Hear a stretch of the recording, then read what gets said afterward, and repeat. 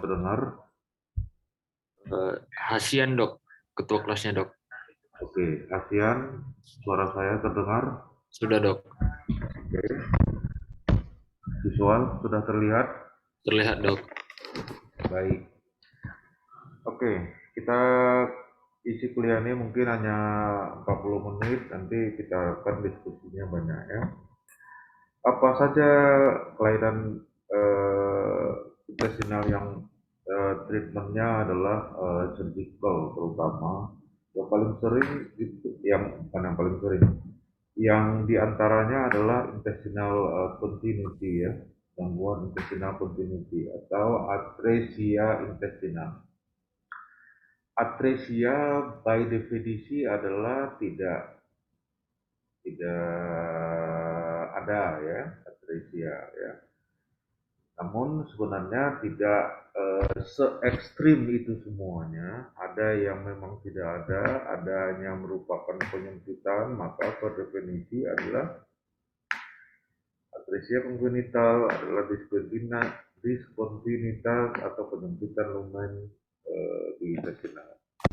Kita mulai di duodenum yang sering ya pada bayi ya. Kalau kita lihat ini ya, maka ini adalah daerah atresianya yang berupa satu penyempitan yang sifatnya kongenital ya. Disebutkan di perpustakaan satu di antara 2.500 sampai 5.000 kelahiran. Kegagalan kontinuitas ini disebutkan oleh karena gagalnya rekanalisasi dari lumen duodenum dari bentuk padat pada trimester pertama ya. Konsekuensi logisnya adalah terjadinya gangguan dan hambatan berupa obstruksi di jalan saluran cerna ya. Oke. Dengan segala macam implikasinya. Kalau sudah ada atresia, apalagi di duodenum misalnya, maka kita bisa membayangkan akan terjadi reflux cairan small intestine ke dalam gutter, dapat merangsang muntah ya, jadi muntah berwarna bilius biasanya oleh karena atresia duodenum biasanya ya bisa di part 1, part 2, tapi kalau di part 2 ke daerah analnya yang lebih anal dari ampula vateri ya, maka muntahnya berwarna hijau oleh karena staining dengan cairan bile ya.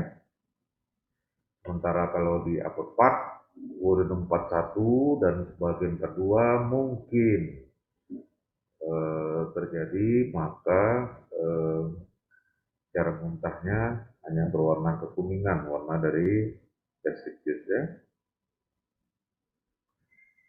Indikasi operasi tentunya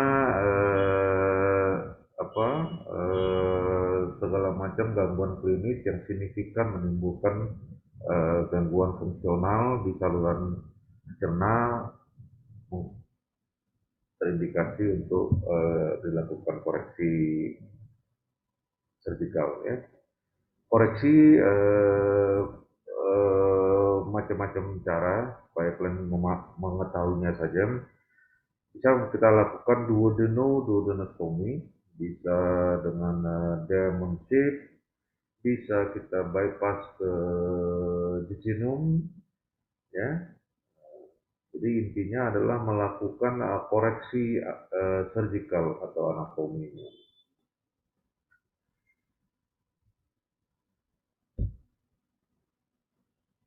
Pada masa neonati, sorry, pada di masa kandungan dapat juga kondisi ini terdeteksi ya sebagai dijumpainya polyhydramnion pada si ibu oleh karena terjadinya kegagalan eh, sirkulasi intestinal oleh karena adanya faktor atresia tadi ya.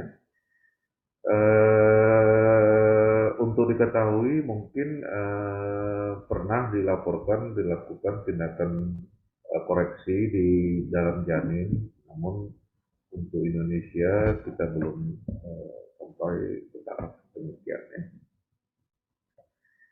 Adapun pemeriksaan penunjang sebenarnya dapat berbagai cara dengan USG ya, adanya blind loop di daerah duodenum dan adanya apa namanya ya blind loop. Namun biasanya kita akhiri dengan pemeriksaan imaging radiologi ya, foto polos baik dengan kontras maupun dengan marker ya. Dengan demikian maka kita bisa memastikan. Tidak ada juga salahnya kita lakukan evaluasi berikutnya dengan CT scan untuk melihat how far atresia intestinal ini terjadi, karena atresia intestinal ini bisa single kejadian, bisa juga multiple site ya, bisa single site, bisa multiple site. Gambaran X-ray yang paling klasik di foto polos adalah double bubble ya, double bubble ini kita lihat ya, kita lihat adanya double bubble, gambaran udara. Yang satu menunjukkan yang lebih besar adalah gaster ya, dengan fluid level, dan yang kedua adalah duodenum dengan fluid level. Hal ini disebabkan oleh karena kondisi blind loop yang sedemikian fatalistik sehingga bahkan kita lihat gas di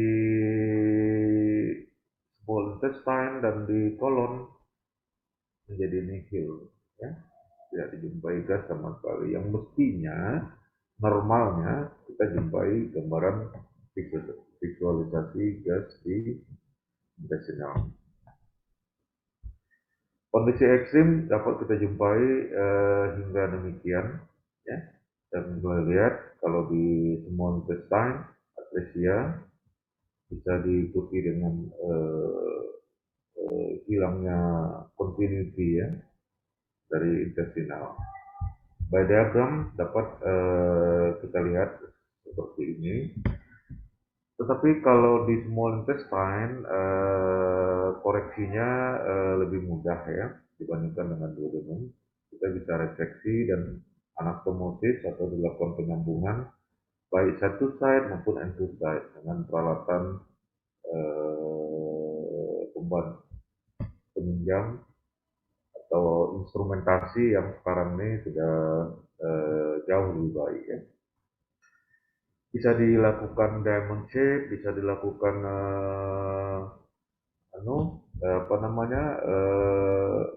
adaptasi kaliber ya, dan lain-lain sesuai dengan situasi yang dihadapi ya. Itu tentang atresia intestinal. Berikut adalah tentang divertical Meckel ya. Meckel diverticulum. Meckel diverticulum itu merupakan titik titik yang yang merupakan obliterasi saluran janin ke dalam berhubungan dengan saluran dengan ibu ya, dengan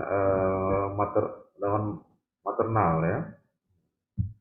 Obliterasi di usus itu tempatnya adalah yang kita kenal dengan berupa menimbulkan divertikel yang dalam hal ini kita sebut divertical metal. Kalau dia di small bowel, ulangi, kalau dia dari urin atau dari saluran kemih, kita kenal sebagai kondisinya adalah urapus. Sedangkan dari bile, dari hati, itu obliterasinya ada di umbilical portion, di segmen 3 hati ya. Oke, jadi ada 3 titik obliterasi hubungan antara feto maternal yang ada di tubuh kita masing-masing. Satu di hati, satu di usus, satu di kandung kemih. Nah, yang di usus ini namanya adalah divertical metal. Divertical metal ini dapat mengalami peradangan ya. Nah, ini ceritanya bagaimana divertical metal. Ada regresi dari diktus umpalung sensorial terjadi pada usia 5 sampai 7 minggu dalam kehamilan ya. Dikenal dengan adanya rule of two ya, rule of two untuk menentukan atau mengidentifikasi di mana lokasi di vertical metal ini. Di antaranya 2 feet ya, 2 kaki kira-kira 60 cm, 30 cm dari ileocecal valve ya. Kalau dari ileocecal valve sekitar 2 kaki itu kalau ukuran distance memang sepertinya cukup jauh dari appendicitis ya, dari appendix pernicularis. Namun karena usus itu juga bertumpuk, maka representasi klinisnya ada di perut keran bawah. Oleh karena itu sering mimically dengan peradangan buntu. Ada rule of two mengenai ya ini sudah klasik sekali ya,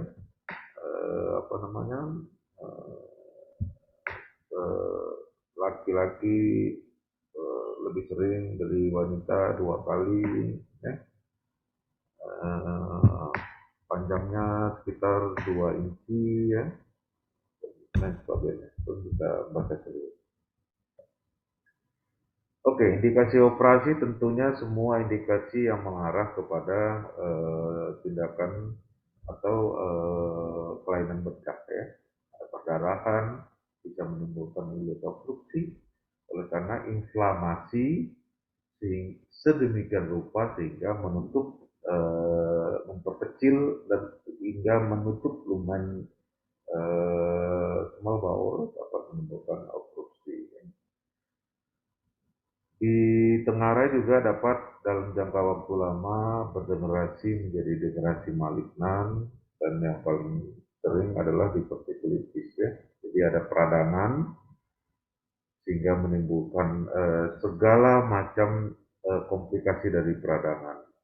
Satu diantaranya selain perdarahan bisa peritonitis lokal, bisa hingga sampai perforasi ya. Yang paling dekat diagnosa bandingnya adalah appendicitis akut. Oleh karena itu, mahasiswa sekalian, oleh karena itu di dalam untuk kalian paham, untuk kalian ketahui saja, kalau suatu indikasi operasi ditegakkan dengan sangkaan akut appendicitis dan dilakukan operasi appendektomi dengan insisi lokal grade iron biasanya ya, maka apabila kita menemukan appendixnya berbentuk dan berwarna normal putih ke merah-merah muda ya, yang kita kenal sebagai Apa tadi ketua kelas? Siapa? Ketua kelas?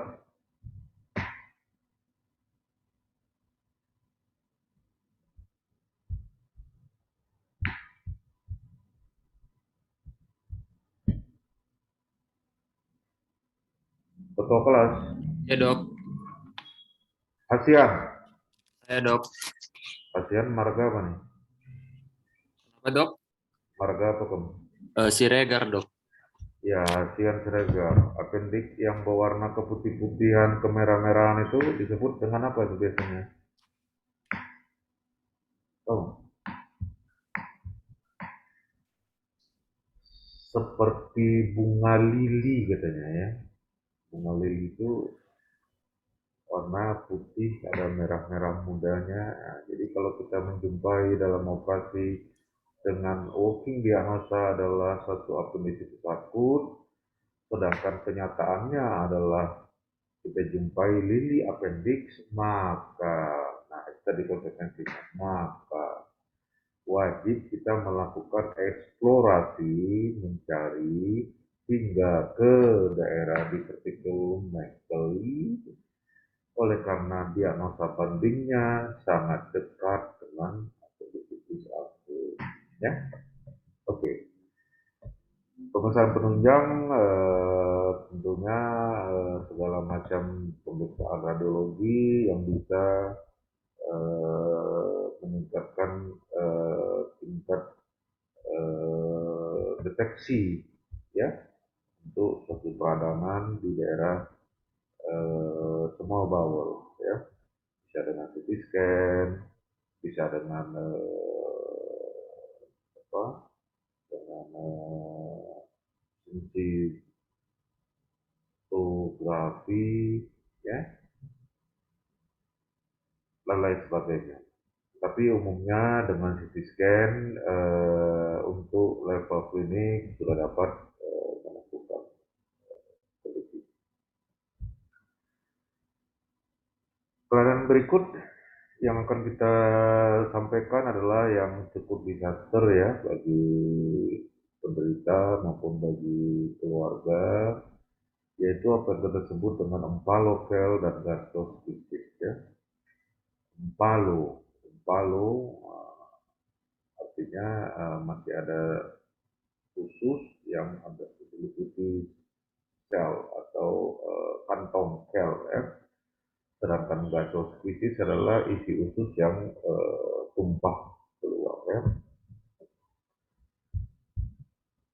Ini adalah kondisi yang ekstrim ya dari suatu gasoskisis ya yang berada di luar dinding abdomen, yang bahkan ini bisa disertai dengan apa stomat ya, gaster ya, yang mestinya dia terfiksir cukup kuat di daerah upper abdomen, namun kenyataannya dapat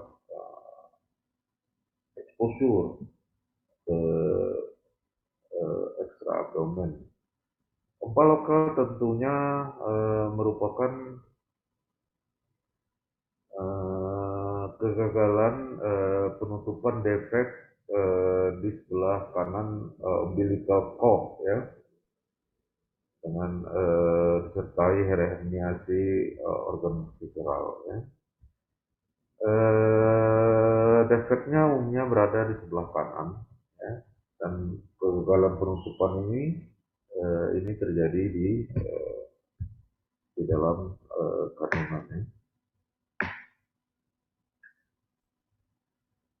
Oke, apa yang menjadi beda antara gastroschisis dan empalokal? Kalau gastroschisis tentunya tidak ada penutup dari sedikit pun dari organ visceral yang keluar tadi. Sedangkan empalokal bisa terlihat ada kantong yang jelas atau juga bisa kantongnya sudah ruptur. Jadi itu dibedakan dengan kalau gastroschisis maka eh, eh, konten gastroskisis itu sudah cukup terganggu ya oleh karena dia berada di luar tubuh dan bercampur dengan cairan amniumnya.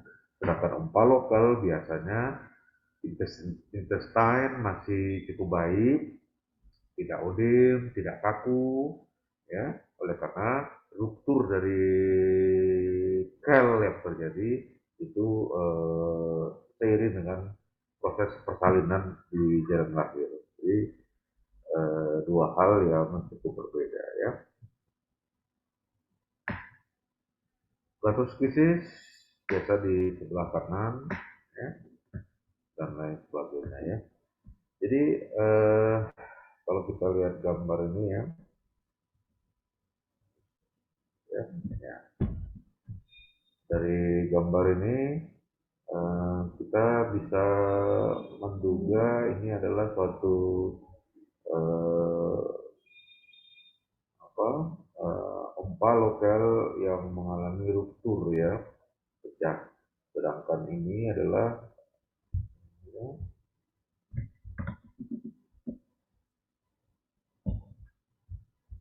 ya bisa juga gastroschisis apa gastroschisis yang inflamatorinya sedemikian hebatnya, mungkin ada inflamasi, mungkin ada perforasi ya, dibandingkan dengan gambar A yang lebih smooth ya, bisa juga gastroschisis memang, tapi kita lihat apakah ada ompa lokalnya yang pecah ya. Terlihat bahwa kantong kel dapat berada, kalau dijumpai kantong kel maka kita menduga adalah ompa lokal yang rupture. Kalau tidak ada kantong kelnya maka adalah gastroschisis ya. Ini adalah gambar C, dan D adalah gambar klasik dari satu ompa lokal di mana kantong eh, masih intak ya. Dan tentunya yang kita perkirakan adalah konten atau isi dari ompa lokal relatif dalam perlindungan humidity yang baik di intraabdomen kita. Apa yang dapat kita lakukan sebagai dokter umum? Tentu kita kalau mendapatkan hal seperti itu di tempat kita, selain mempersiapkan rujukan tentunya ya, kita mempersiapkan, kita rawat lokal dan sistemik penderita. Lokal dapat dicukupi dengan semua fasilitas yang mencegah iritasi trauma eksternal pada usus yang keluar tersebut, bisa dengan kasa, kain handuk, kain steril, hingga menunggu atau hingga di refer ke tempat center yang memungkinkan untuk penanganan selanjutnya. Ya. Tindakan penata laksananya adalah dengan melakukan gravitasi dengan reposisi gravitasi saja. Kita bisa membuat tube dengan plastik atau bag sedemikian rupa sehingga digantung ya, ini letakkan digantung, dan bisa kita lakukan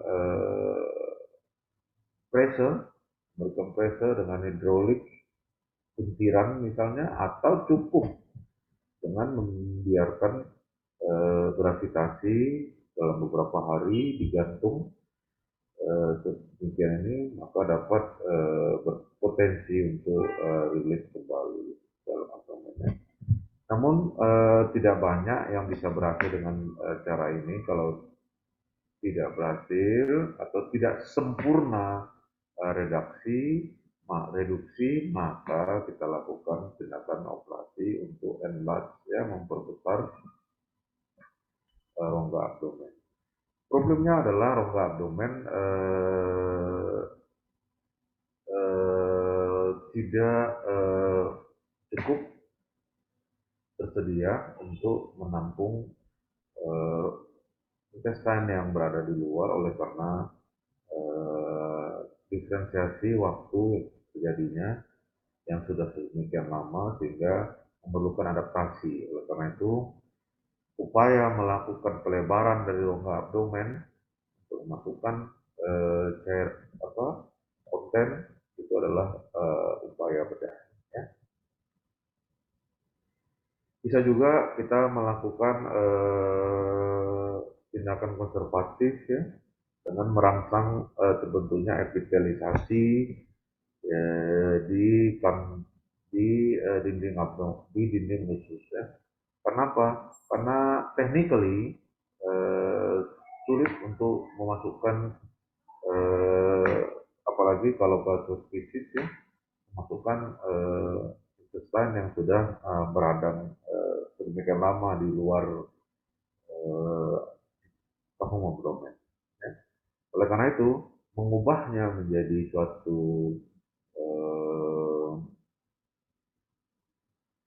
ventral hernia, ya, seperti ini adalah resolusi atau pilihan yang lebih baik ya ketimbang dipaksa untuk dilakukan penutupan primer karena bahaya satu penutupan primer adalah adanya abdominal compartment syndrome yang justru akan membuat disaster berikutnya pada pasiennya itu angka kematian yang sangat tinggi mendekati 100%. Ya. Oke, berikut adalah malrotasi. Ya. Malrotasi ini terpelintir ya. Terpelintir itu biasanya ada sumbu ya. Kita bisa lihat ini terpelintir ada daerah satu yang terfiksir, maka daerah yang mobile di sekitarnya dapat melakukan rotasi atau terpelintir sedemikian rupa sehingga dapat menimbulkan komplikasi berupa obstruksi yang paling sering dan juga komplikasi lainnya yaitu perforasi. Ya. Marotasi bisa paling sering itu di daerah apa? Daerah semua intestan dengan basis puntiran itu ada di aksis mesenterial. Kalau pada sigmoid atau volvulus dapat terjadi volvulus ya, ini yang paling sering. Ini itu oleh karena redundancy, redundant, ya, bahasa Inggrisnya redundant, diterjemahkan Inggris Indonesianya redundancy, artinya berlebihan kali panjang atau lengthening dari sigmoid sehingga dapat memutar tengah lingkaran cukup untuk menimbulkan suatu komplikasi klinis ya. Dapat juga terjadi di daerah sekum ya. Ini sekum. Kita tahu bahwa sekum itu terfiksir ke daerah retroperitoneal oleh wetland yang cukup panjang ya. Dari mulai sekum sampai ke ascendent column-nya terfiksir, sedangkan iliosepal itu adalah yang relatif mobile sekali. Oleh karena itu, pertemuan antara daerah yang terfiksir dengan yang daerah mobile berpotensi untuk menimbulkan rotasi yang dalam hal ini kita kenal dengan volvulus sigmoid. Dapat dilakukan pada volvulus sigmoid pada orang dewasa dapat kita lakukan koreksi dengan kolonoskopi ya dapat kita ketahui berapa kasusnya. Sedangkan yang tidak dapat atau yang terlambat atau yang tidak diketahui maka tindakan operasi bedah dapat melakukan surgical koreksi terhadap kondisi seperti ini. Berikutnya adalah apa yang kita kenal dengan pyloric stenosis ya, pilorus ya di daerah M4 dari gaster. Ini adalah pilorus ya, musculus pilorus, daerah pilorus sebelum masuk ke daerah bulbus duodenum ya, atau bulbus duodenum atau duodenum part 1 ya, satunya. Adanya thickening, adanya penebalan pada dinding pilorus oleh karena satu dan lain hal itu dapat menimbulkan kondisi yang kita sebut dengan stenosis pilorus. Kalau ada stenosis pilorus maka make sense ya, sudah make sense saja bahwa pasase di daerah gaster yang kita kenal dengan gastric outlet obstruction eh, dapat terjadi.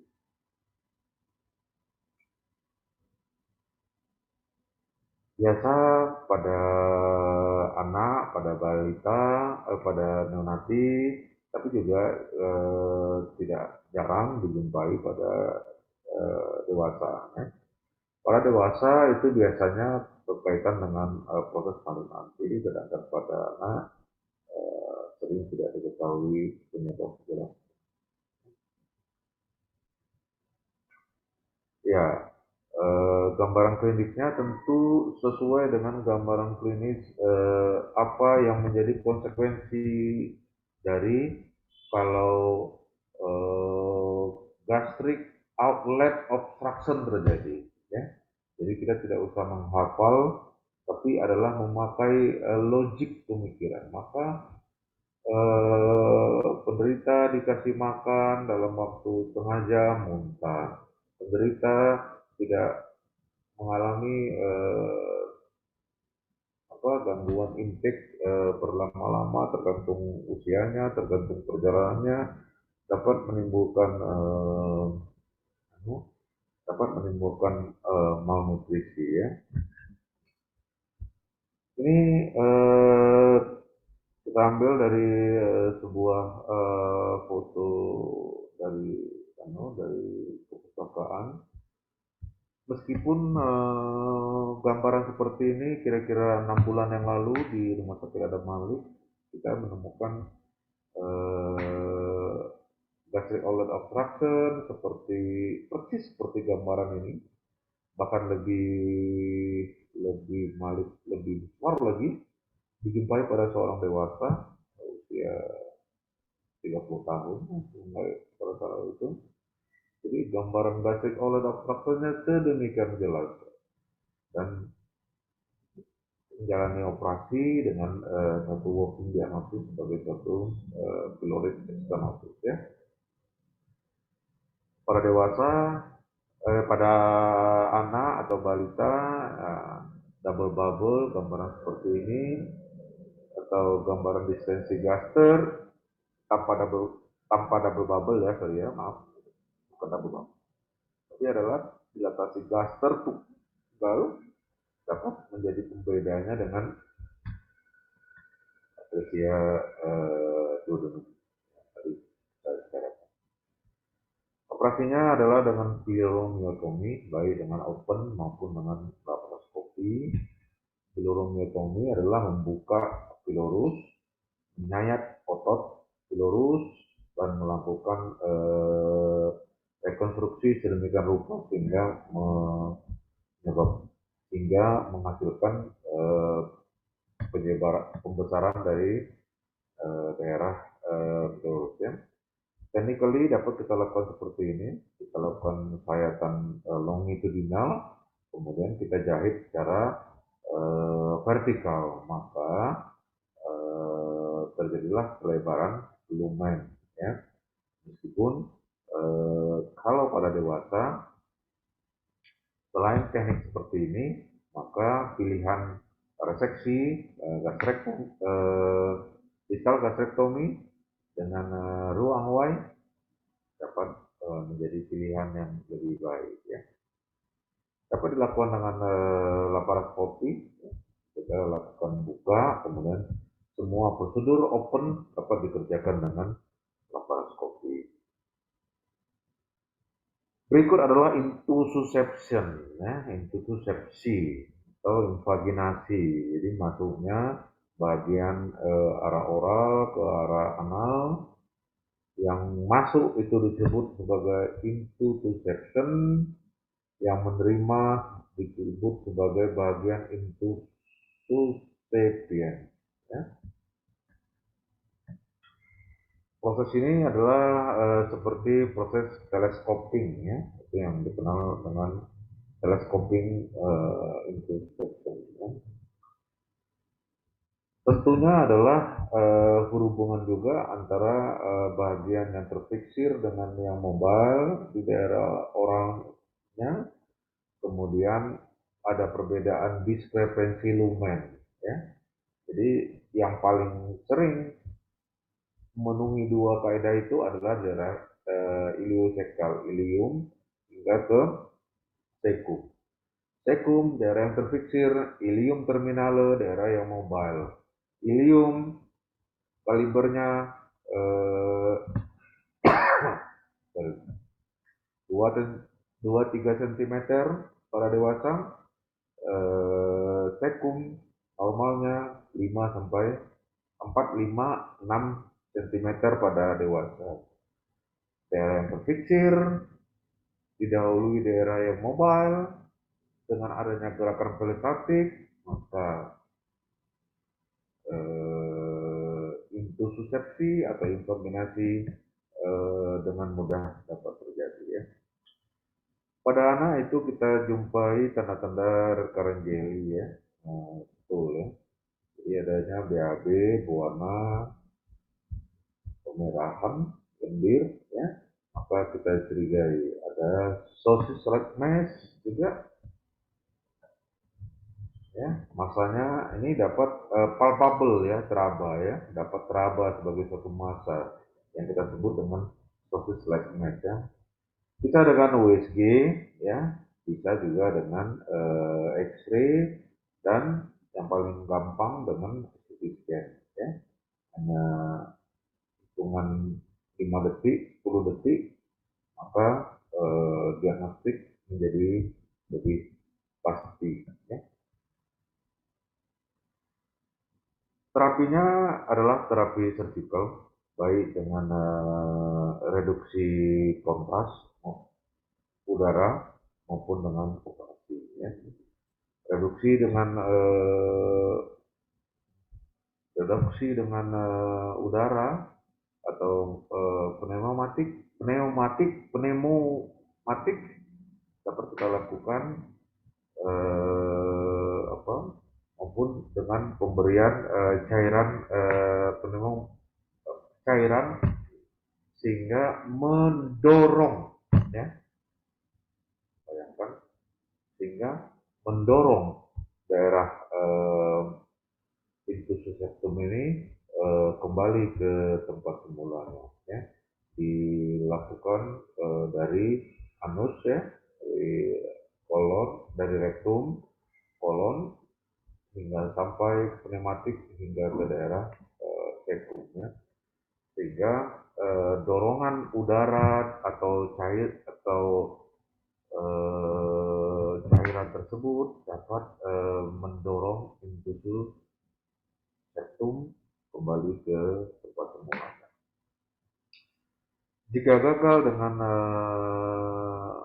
pneumatic reduction ini, maka tindakan surgery mau tidak mau hendaknya dilakukan untuk menyelamatkan penderita dan untuk menyelamatkan ususnya dari kemungkinan komplikasi serius fatal dari invaginasi, diantaranya adalah perforasi, nekrotis, peritonitis, dan akhirnya kematian, ya.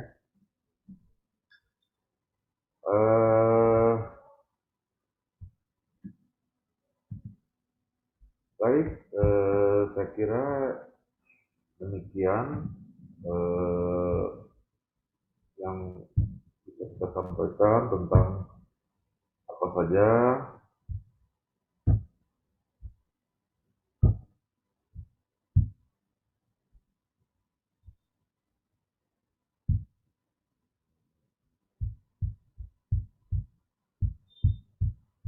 tentang kelainan intestinal yang lazim dijumpai dalam praktek klinik yang memerlukan tindakan eh,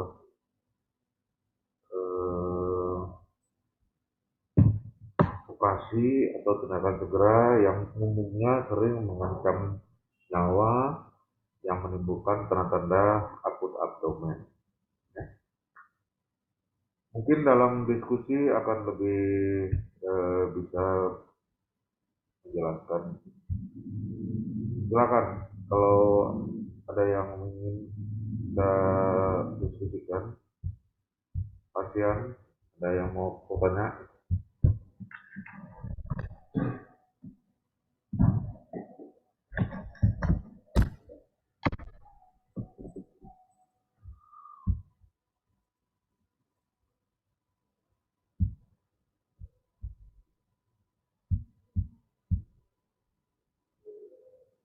Izin bertanya, Dok. Iya. Siapa nih? Maulana. Iya, Dok. Ya, silakan bertanya. Silakan bertanya Maulana tanpa minta izin ya. Ini kalian kebiasaan ini sampai koas juga gitu, minta izin semuanya. Waduh, padahal sudah diizinin oleh Pak Dekan masuk asisten di bagian bedah. Tapi asal ngomong aja izin dokter. Rupanya dari mahasiswa udah kebiasaan izin ya. Maulana, silakan. Baik, Dokter. Jadi pertanyaan saya, Dok, untuk beberapa jenis penyakit yang telah Dokter jelaskan, Dok, apakah itu ada kaitannya, Dok, dengan kondisi kesehatan ataupun gaya hidup ibu hamil yang mengandung anak tersebut, Dok? Apakah ada kaitannya, misalnya ibu hamil yang tidak sehat memperbesar risiko anaknya mengalami kelainan kongenital seperti itu, Dokter? Mungkin itu pertanyaan saya, Dokter. Ya, ini pertanyaan ASEAN ya, banyak filosofinya ya. Ya,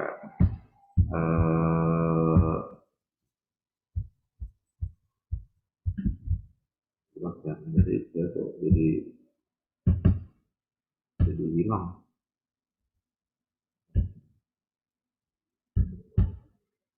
Oke. Maulana itu lebih banyak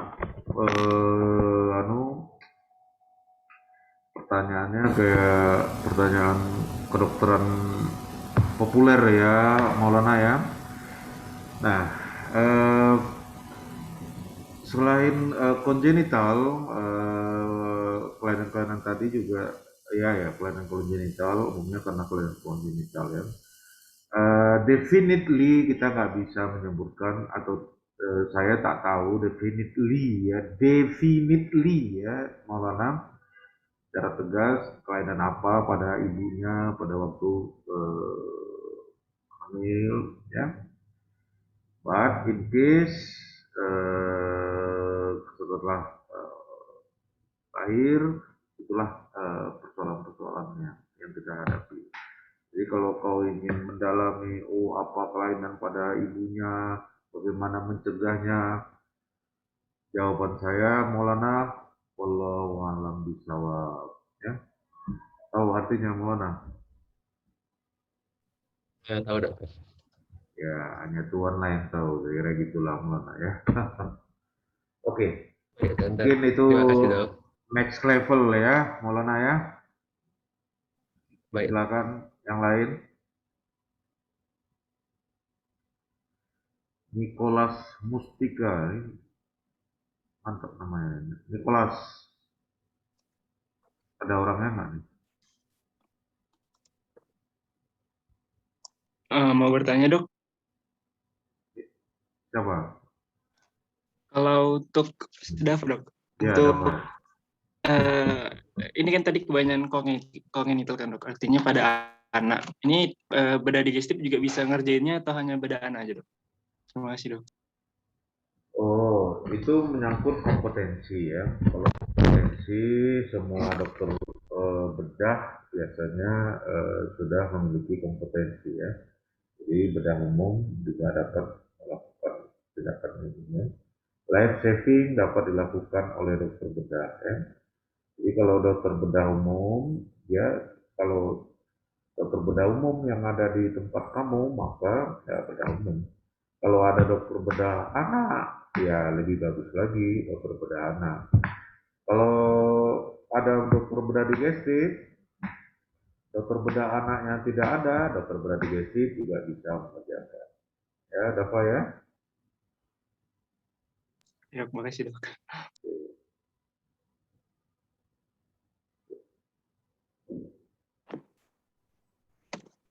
Ya, Nathaniel. Iya dok. Untuk tadi ompa lokel dan gastrosisisnya dok, Ya. pada bayi dok. Tadi untuk ompa lokel dan gastrosisis yang sudah mengalami peradangan agak sulit untuk dikembalikan ke rongga abdomen dok, seperti yang dokter bilang. Ya. Apakah ada kemungkinan untuk saat bayi tersebut udah besar, kita bisa lakukan laparotomi kembali lalu kita kembalikan dok?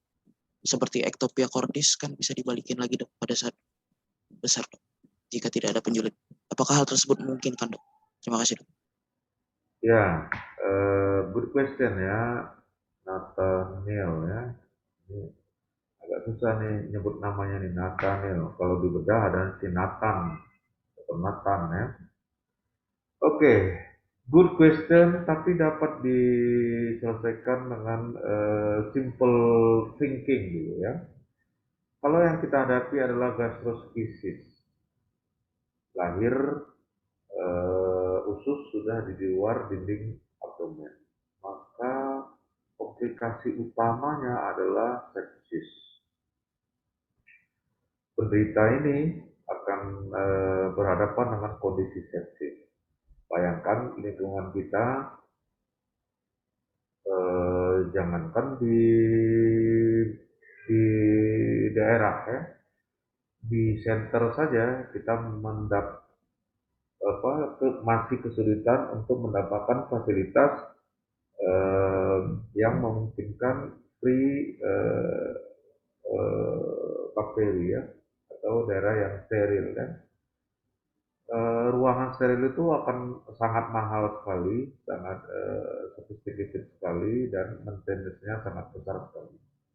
Nah, apa yang terjadi pada pasien yang terbuka dinding khususnya ke rongga abdomen, keluar rongga abdomen?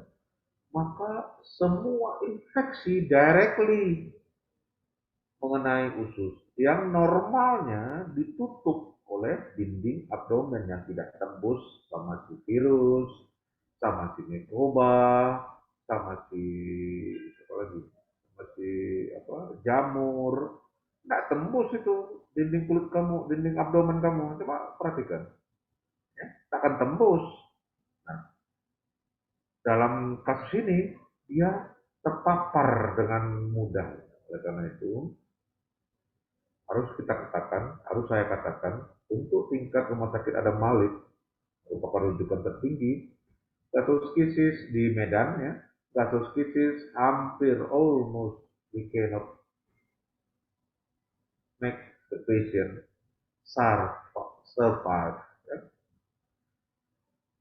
Sulit sekali untuk survive. Jadi cerita dewasa menjadi nihil ya, Nathan aja lah ya. Oke. Bagaimana dengan ompa lokel? Nah, di ompa lokel inilah yang ada peluangnya kita melakukan, bukan ada peluangnya di ompa lokel aja sebenarnya ya.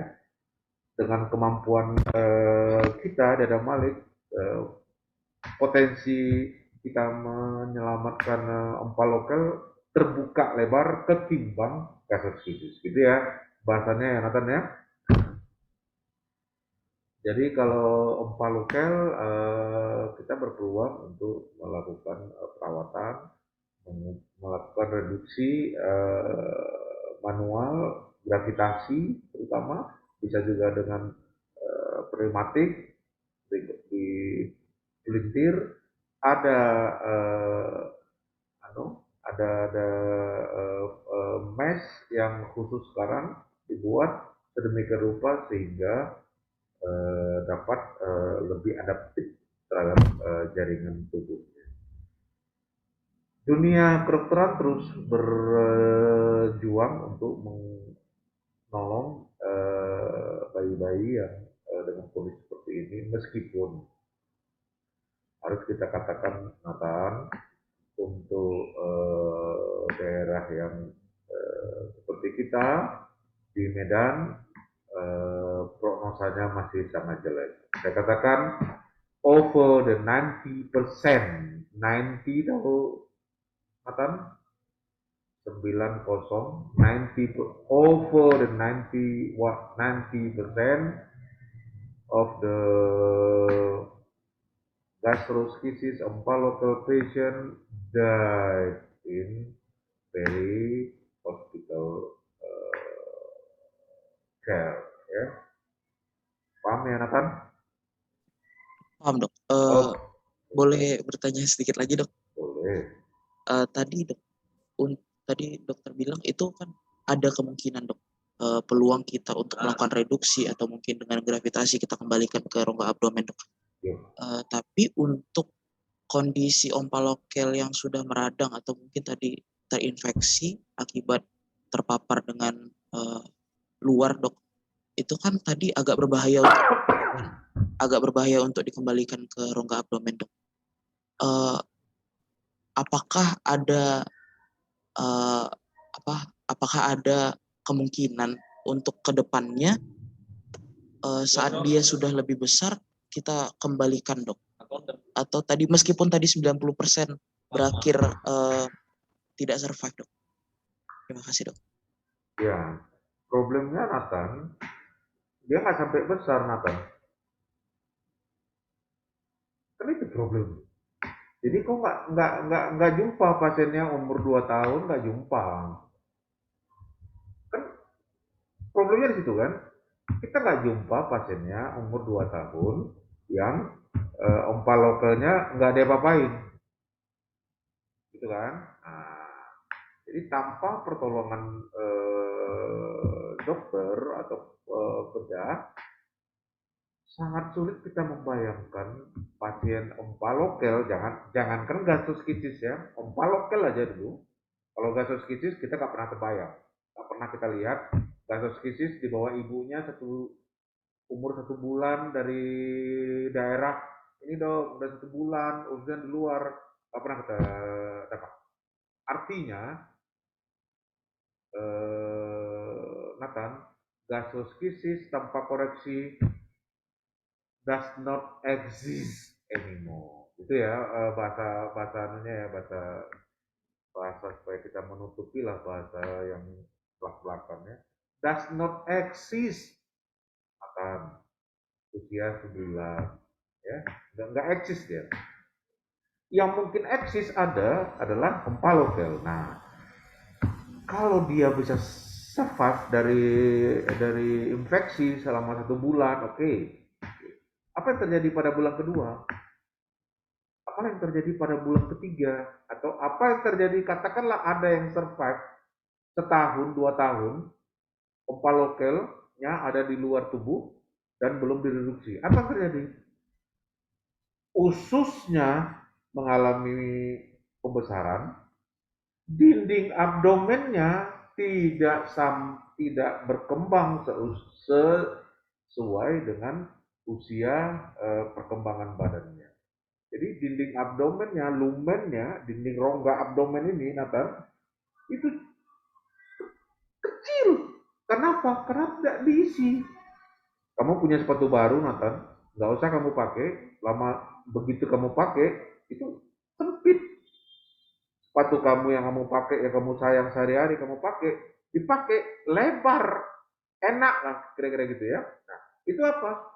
Kenapa? Itulah alamiah nggak terjadi begitu. Nah, kalau ini dipaksakan ketika dia sempit, maka ada hukum dalam rongga abdomen, Nathan, namanya abdominal compartment syndrome.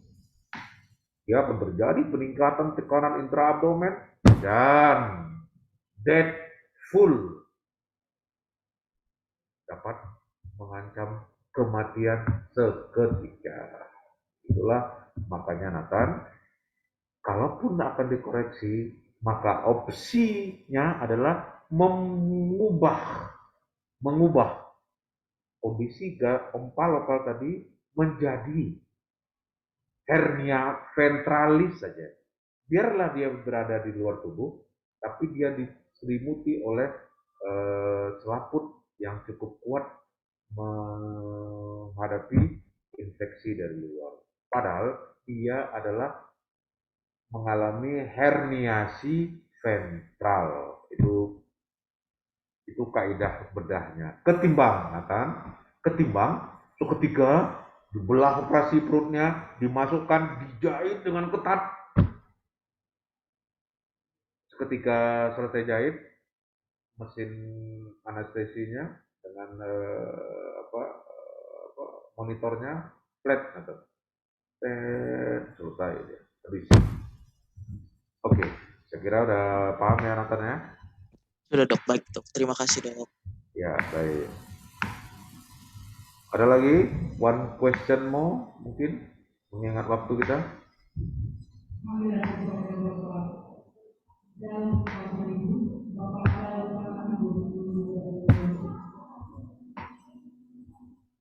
Nicholas